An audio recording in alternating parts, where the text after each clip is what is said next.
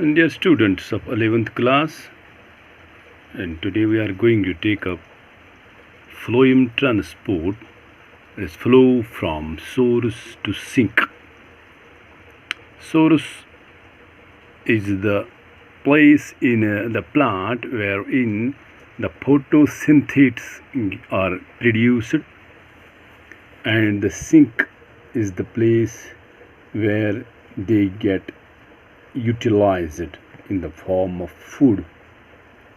And now we will have a general discussion about the phloem transport in the plants. And food, primarily sucrose, is transported by the vascular tissue phloem. Sucrose is transported by the vascular tissue, that is the phloem, from a source to a sink. Source, now you understand, the place where it is produced, and the sink where it gets consumed. And usually the source is understood to be that part of the plant which synthesizes the food, and you know that food is synthesized in the plants, in the leaf, and the sink, the part that needs or stores the food. But the source and sink may be reversed depending on the season or the plant's needs.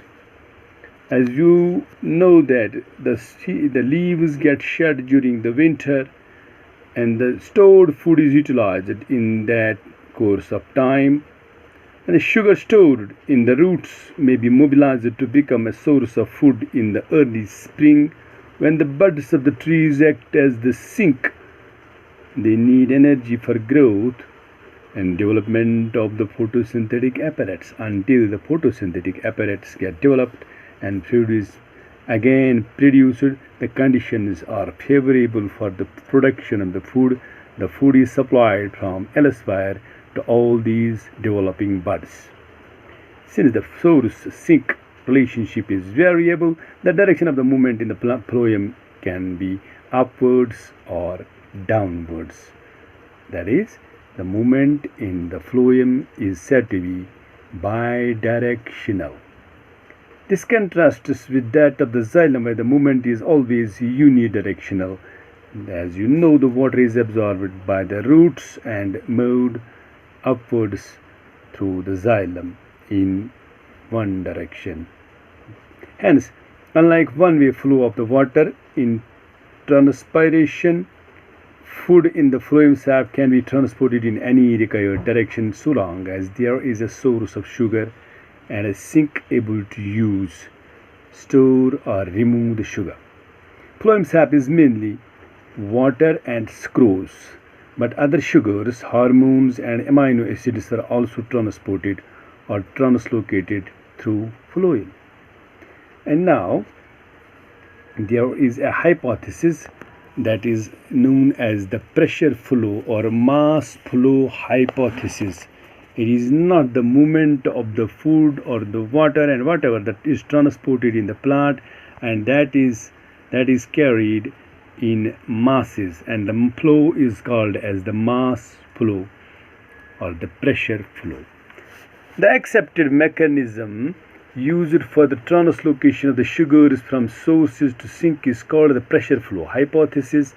As glucose is prepared in the source by photosynthesis, it is converted to sucrose. Sucrose is a disaccharide comprising of two monosaccharides or the sugar molecules.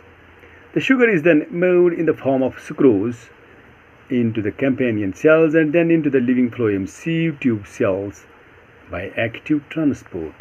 This process of loading at the source produces a hypertonic condition in the phloem. Water in the adjacent xylem moves into the phloem by osmosis. As osmosis pressure builds up, the phloem sap will move to areas of low pressure. At the sink, the osmotic pressure must be reduced. Again, active transport is necessary to move the sucrose out of the phloem sap and into the cells which will use the sugar, converting it into energy. starch, or cellulose. As sugars are removed, and the osmotic pressure decreases and water moves out of the phloem. To summarize, the movement of the sugars in the phloem begins at the source, where sugars are loaded, actively transported into a sieve tube. Loading of the phloem sets up a water potential gradient that facilitates the mass movement in the phloem. So, phloem tissue is composed of the sieve tube cells, which form long columns with holes in their end walls called the sieve plates. Cytoplasmic strands pass through the holes in the sieve plates, so forming continuous filaments.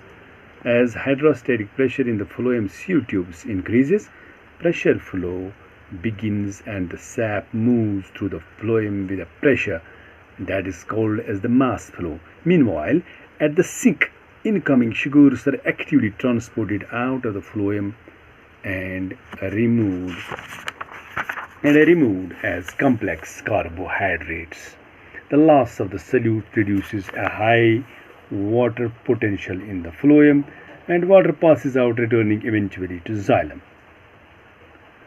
Girdling, you may be knowing, is an experiment that was used to identify the tissues through which the food is transported. On the trunk of the tree, a ring of the bark